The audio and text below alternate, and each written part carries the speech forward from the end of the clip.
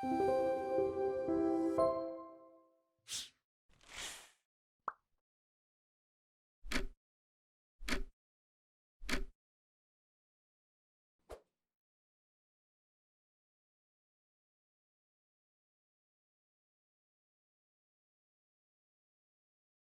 a todos, todas.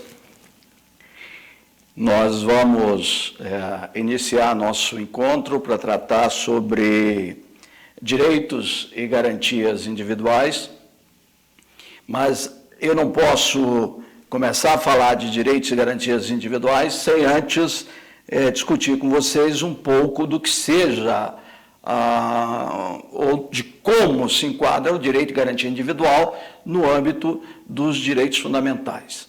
Então, eu creio que, para começo de conversa, seria interessante fazermos uma revisão, seja para aqueles, de fato, uma revisão para aqueles que já têm essa noção de maneira clara, seja para aqueles que não têm essa noção ou que, de alguma forma, já têm algum tempo que fizeram a leitura. Então, comecemos pelo começo. Direitos fundamentais têm um significado muito preciso e nós precisamos diferenciá-lo de, por exemplo, direitos humanos.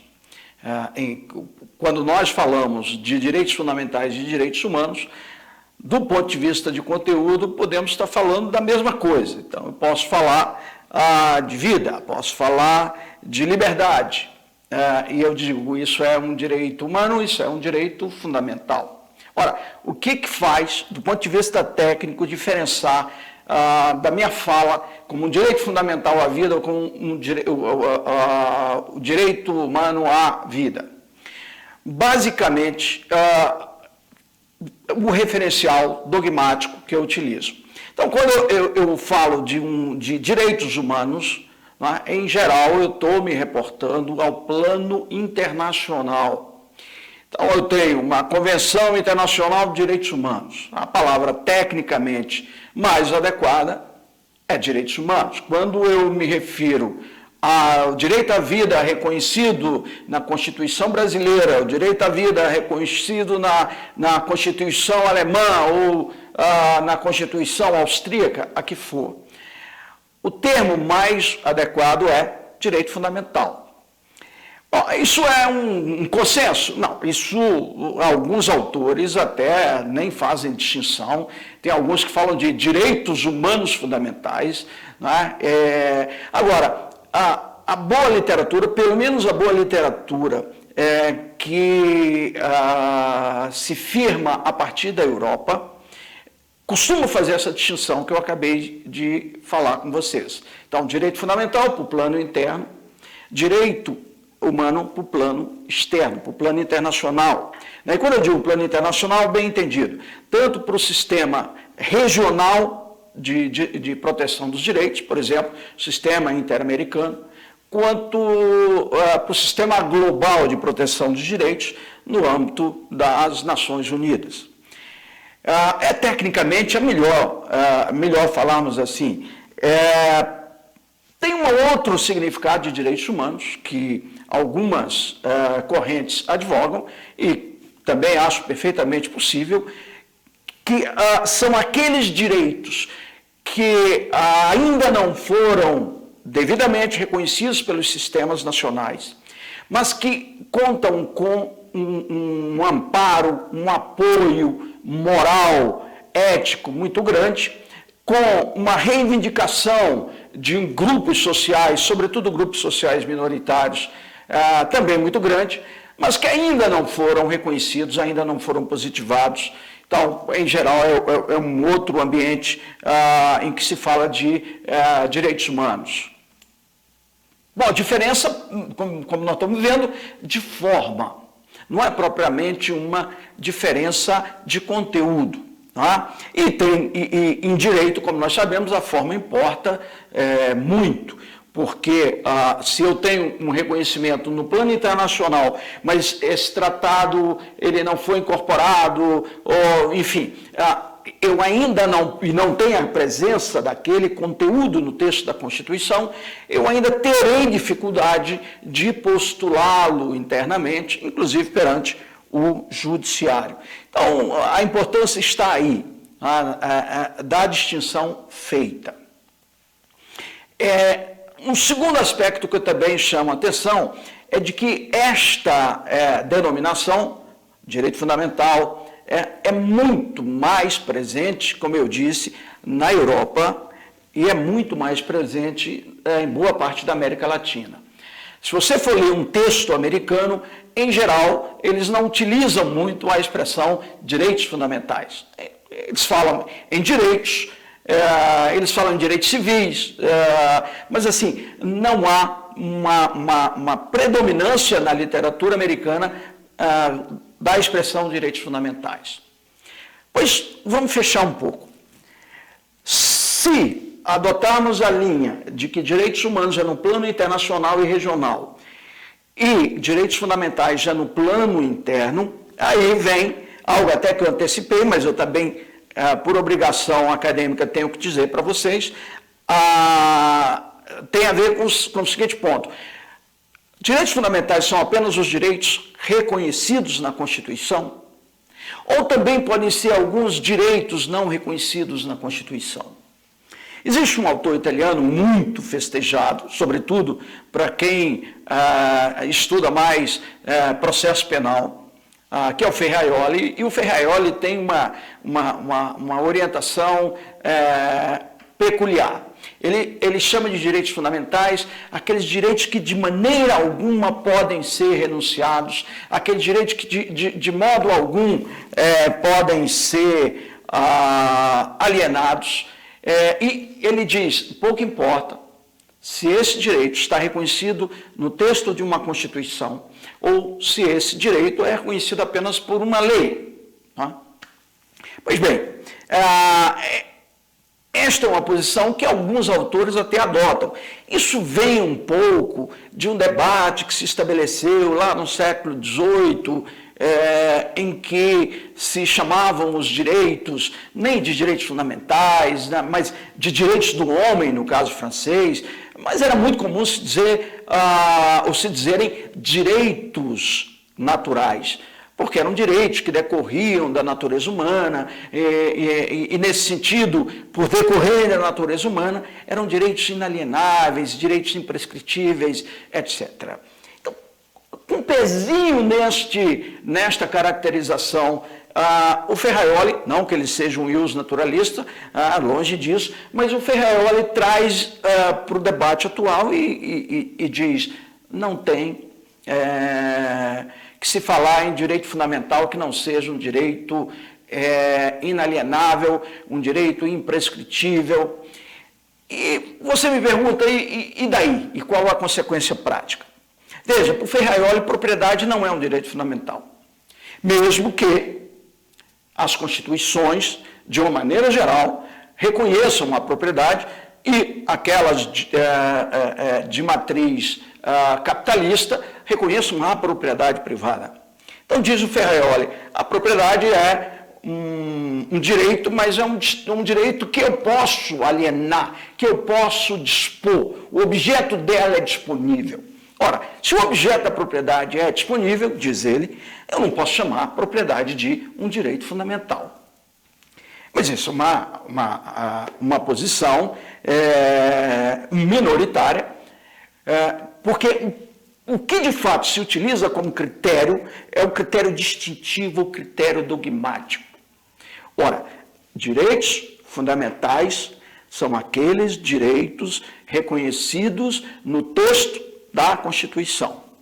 Então, eu posso ter um direito à propriedade em que o conteúdo, o objeto, ele pode ser disponível, mas eu não renuncio, mesmo que eu faça um voto de pobreza. Eu não renuncio propriamente ao conteúdo da propriedade, porque ninguém vai exigir que eu não volte atrás no meu voto de pobreza. Então, o que os autores dizem é que, enfim, mesmo que eu tenha a disponibilidade do objeto de propriedade, eu não deixo de ter, pelo menos virtualmente, a possibilidade de ser titular do direito de propriedade. Então, já estamos andando bem, já falamos que esse direito é um direito reconhecido nos textos da Constituição, estamos dizendo que esses direitos, alguns deles você pode ter algum nível de disposição, mas não da titularidade, apenas de aspectos periféricos do direito. Nós vamos ter oportunidade de falar, por exemplo, do direito à imagem, do próprio direito à propriedade, mas jamais de uma renúncia absoluta à titularidade desses direitos. Muito bem, precisamos avançar um pouco mais. Todos os direitos fundamentais que estão na Constituição, aliás, vou refazer, todos os direitos que estejam na Constituição são direitos fundamentais? Primeira coisa é precisar um pouco a palavra direito. Se a gente tiver uma visão reducionista, direito, em geral, pensamos do ponto de vista subjetivo. Lembrando ainda lá das imemoriais aulas de teoria geral do direito, de introdução ao estudo do direito, nós víamos que havia uma distinção advinda dos romanos que falavam do aspecto objetivo do direito e do aspecto subjetivo do direito. No aspecto objetivo, ainda nessa distinção clássica, eu tenho a norma em si, né? Então eu tenho uma norma de direito, eu tenho uma norma atributiva de direito. Então quando eu digo que, olha, o inciso 1º do artigo 5º diz que homens e mulheres são iguais em direitos e obrigações nos termos da Constituição brasileira, o enunciado em si é um direito do ponto de vista objetivo. É a norma em si. Agora, quando eu quero exercer esse direito, ou quando eu vejo esse direito me dando poderes, me criando situações subjetivas em que eu possa postular, inclusive em juízo, eu estou diante de um direito subjetivo. Não é? Então, eu tenho o poder atribuído pela norma para eu reivindicar uma determinada situação de vantagem, uma determinada qualidade ou status jurídico. Pois bem, são várias as situações ou posições jurídicas, e isso vale para a Constituição, isso vale para o Código Civil, onde vocês quiserem para falar do ponto de vista de direito, são atributos que eu tenho, dados pela norma, que equivalem a situações, a posições, etc. Muito bem, a Constituição atribui uma série de situações subjetivas, se vocês forem olhar. Um deputado, ele tem imunidade de voz, a chamada imunidade ou inviolabilidade parlamentar, uma imunidade material. Pois bem, a norma constitucional atribui ao parlamentar uma posição de vantagem perante os seus pares e perante os indivíduos da sociedade como um todo, que permite que ele se manifeste. É claro que é uma manifestação atrelada à função que ele exerce, né? E esta manifestação goza de uma imunidade de tal modo que ele não pode ser nem responsabilizado na esfera civil, nem responsabilizado na esfera penal. Então, ele, deputado, senador, portanto, tem um direito, e um direito no sentido subjetivo. A pergunta é, eu posso chamar isso de um direito fundamental? Quando nós dizemos, compete à União legislar sobre direito penal. Ora, eu também estou atribuindo uma posição, e aí é uma posição de exclusividade, no caso de legislar é de privatividade, para a União legislar sobre direito penal. Aí também há uma atribuição que a União pode fazer valer, inclusive, em juízo. Então, se vai lá um determinado Estado e faz uma lei, e esta lei invade a competência que a Constituição atribuiu à União, a União vai fazer valer aquele espaço, aquela atribuição, aquele poder, aquela exclusividade, ou, para usar a expressão corrente do próprio texto constitucional, aquela atributividade que a Constituição dá à União. Bom, a gente poderia ficar aqui dando outros tantos exemplos. Eu posso chamar isso de um direito fundamental? Tá? Se você olhar em alguns textos, e até mesmo em algumas decisões do Supremo, às vezes gera um pouco de confusão. Vamos ver se a gente resolve essa confusão aqui agora. Em primeiro lugar, o direito fundamental, ele tem uma base histórica, ele tem um percurso que nos chega até hoje e que faz com que, com maior ou menor dificuldade, a gente diga, isto é um direito fundamental. Tá? Ele está reconhecido na Constituição, ele atribui uma situação jurídica para o titular e o titular pode reivindicar essa situação jurídica. O Estado tem, ok, mas toda a história dos direitos fundamentais, pelo menos durante 300 anos, essa história foi contra o poder estatal. Até depois houve uma relação de sinergia com o Estado, a exigir uma prestação do Estado, mas a história sempre foi de uma titulação do indivíduo. E depois que se reconheceu uma titularidade mais ampla, uma titularidade a grupos, ou uma titularidade até difusa, a coletividade, o que para muita gente é uma heresia no plano dos direitos fundamentais, eu ainda assim,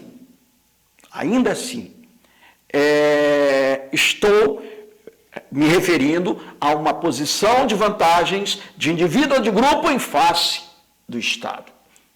Então, me parece que quando você reconhece a titularidade do Estado ou de qualquer instrumentalidade pública, uma pessoa jurídica de direito público, a titularidade de um direito fundamental, creio que você meio que dá um nó, distorce toda a construção que foi feita em matéria de direitos fundamentais.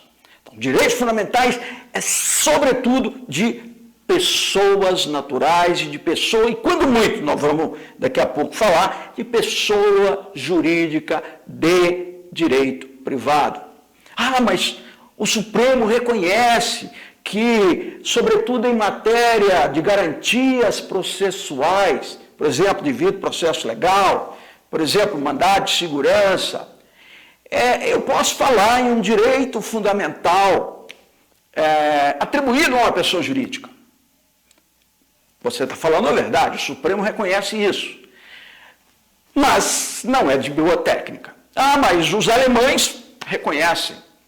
Sim, mas mesmo dentro da Alemanha, quando a gente fala os alemães reconhecem, é uma generalidade muito grande. Mesmo dentro da Alemanha, existe uma crítica seríssima a esta compreensão de pessoa jurídica de direito público ser titular de direito fundamental. E tem outra coisa que eu vou falar daqui a pouco, mas não chama de direito fundamental porque você distorce o Instituto. E você diz, isso é bobagem, isso não tem consequência prática nenhuma, isso é filigrana, não é. Primeiro, lembrem, e eu sempre digo isso e eu vou repetir aqui para vocês, no direito e na magia, as palavras têm poder. Então, vejam, tem um autor, um filósofo, na verdade, francês, chamado Louis Ferry, e ele faz uma crítica, eu não concordo com as consequências que ele advém, que ele tenta extrair dessa crítica, mas ele chama atenção para um dado interessante, quando você meio que enfraquece os institutos jurídicos e não coloca nada no lugar, e deixa meio amorfo o regime de conceitos, de institutos, etc. Então ele dá um exemplo dos nazistas. Ele diz, olha, os nazistas reconheceram uma série de direitos para os animais. Talvez do ponto de vista de sistematização, tenha sido a primeira grande sistematização de defesa dos direitos dos animais. Mas eles construíram aliás, eles recontaram aqueles institutos que, durante o século XIX, toda a publicística alemã tentou construir. Então, ele meio que desmontou o conceito de sujeito, de titular, de direitos, etc. E a consequência, diz o Luc Ferry, é que, bom, ele poderia até reconhecer aos animais direitos, ainda que direitos reflexos, né? Ainda que, como nós chamamos hoje de proibição de crueldade contra os animais. Mas eles desmontaram tanto os institutos que eles passaram a não considerar como sujeito o deficiente, o judeu, né, o homossexual. Então, diz o Luc Ferry, é preciso tomar cuidado. E olha que ele está longe de ser um dogmático, ele é um filósofo, né, e também não é um filósofo de esquerda, um filósofo de direita. Daí eu falar que as consequências que ele extrai são consequências para negar, por exemplo, e fazer uma crítica generalizada ao ambientalismo, e aí, no meu ponto de vista, está o excesso dele, mas ele não deixa de ter razão quando ele diz, tomem cuidado, porque o direito pode ser uma caixa de Pandora. Se você não tiver uma atenção devida com os institutos, ele pode servir para todos os lados. Então, é por isso que nós não podemos pensar, né, que tenhamos que dizer que o Estado ou alguma instrumentalidade estatal é detentora de um direito fundamental. Ele tem outra coisa, ele tem uma competência, tem um conceito próprio de competência, não é? Competência atribui também esta posição de vantagem. Eu disse, se o Estado ou o município invadirem a competência da União, a União pode fazer valer a sua competência. Então, é uma posição de vantagem jurídico-constitucional. O deputado, idem. O deputado, ele não tem aqui uma competência, ele tem uma prerrogativa. Então, um grande elemento também que assemelha um pouco aos direitos fundamentais é que, como prerrogativa ou como competência, eles são irrenunciáveis. Então, certamente vocês já escutaram políticos dizendo, eu vou abrir mão da minha prerrogativa. Ele não pode abrir mão da prerrogativa, a menos que ele saia do cargo. Por quê? Porque não se protege indivíduo. Não protege o João da Silva, que é senador, protege o cargo de senador. Pois bem, isso é uma prerrogativa, como quando nós falávamos em relação à União, ou às competências do Estado, ou às competências do município, o que for. Nós não chamamos isso de direito fundamental. Ele faz valer isso em juízo, mas ele faz valer porque a Constituição atribui uma posição de vantagem. Mas que bobagem, é muita filigrana. Não é, porque nós temos que separar o instituto histórico calcado em conquistas sociais e que não terminou, a história dos direitos não terminou. Vejam vocês, a mulher sempre foi esquecida no processo histórico de afirmação dos direitos. Não é? A mulher conquistou o status de igualdade apenas no século XX, e ainda assim é um status de igualdade jurídica, ainda está muito distante da igualdade de fato. Não é? Então é um fenômeno que faz com que a gente observe a sociedade, a gente identifique assimetrias, a gente identifique situações de opressão, e ali, de alguma forma, deve ou pode estar em jogo os direitos. O movimento LGBT, se vocês olharem, Nos Estados Unidos, até 2003, eu vou repetir, até 2003, os estados podiam tipificar como crime de sodomia a relação entre pessoas do mesmo sexo. Né? Mesmo pessoas maiores, em ambiente privado, etc. Só em 2003 é que, revertendo uma decisão que a Suprema Corte tomou em 1985, é que se reconheceu o direito ou a autodeterminação de homens e mulheres a escolherem os parceiros, né, desde que com bilateralidade, com consentimento e com capacidade. Mais recentemente, os americanos, até depois do Brasil, passaram a reconhecer, que também era colocado no escanteio jurídico, o reconhecimento da união homoafetiva. Lembre que o Brasil também, recentemente.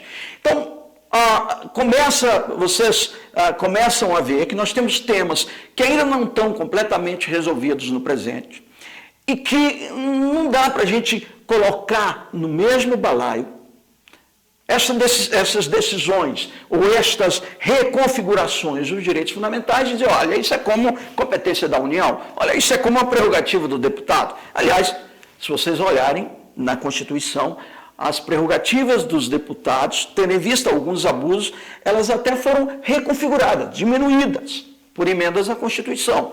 Você, até por uma barreira que você tem na Constituição, né, que nós vamos discutir em oportunidade própria, você vê que não pode haver a proposta de emenda tendente a abolir direitos e garantias individuais. Não é? Então, é interessante que a gente separe, só fazendo um reparo, falava da decisão Brown vs. Boyle, que é da Suprema Corte, ela é de 86, não de 85. Mas, voltando ao nosso ponto, é fundamental que respondamos a seguinte pergunta. Direitos fundamentais são todos os direitos subjetivos dentro da Constituição? Não. Já disse que competências, prerrogativas tituladas por pessoas jurídicas de direito público não são direitos fundamentais. O Supremo diz que é. Aliás, o Supremo não diz em gênero. O Supremo diz que, repetindo, posições processuais, como devido processo legal, mandado de segurança, etc., podem ser tituladas. Ainda assim, o correto seria dizer que isto é uma garantia de natureza legal. Tanto que você pode reconfigurar esses direitos processuais para o Estado, né, diferentemente do que você poderia fazê-lo para o indivíduo, ou pelo menos não com a mesma liberdade. Dito isso, vem uma questão também interessante. Então, como é que eu vou saber? A primeira resposta é dizer assim, é onde a Constituição diz que eu tenho direito fundamental. E aí você me pergunta, quando é que a Constituição diz que é fundamental? A maior parte dos textos constitucionais reserva um tópico, às vezes um título, e isso é uma tradição no Brasil, inclusive, diz assim, Declaração de Direitos. E ali enumera uma série de direitos. A primeira pergunta, até porque estamos chegando ao final do nosso primeiro módulo, é por que chama Declaração de Direitos? Aí vem um pouquinho da história, por isso que eu digo que é importante a história, que a Declaração de Direitos tem a ver com o fato do Estado reconhecer. Ele não constitui, a Constituição, perdão pela tautologia, não constitui. Ele declara algo que pré-existe.